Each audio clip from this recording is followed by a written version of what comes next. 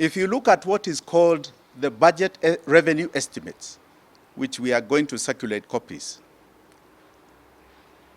those copies are going to tell you that in those budget estimates, according to Article 220 of the Constitution, they constitute the revenue estimates, the taxes the budget is going to collect, the grants and the loans that they wish Parliament to pass in this coming financial year.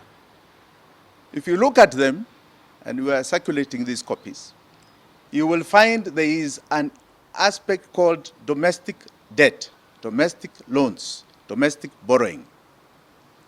In the budget statement last week, CS Bandi said that they are going to borrow 1.03 trillion in the domestic market this coming financial year. When you go to page 24, you will find there is no net domestic borrowing number. It does not exist, it is zero, and has never existed.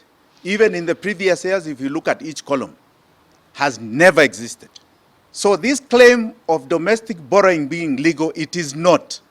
It has never been,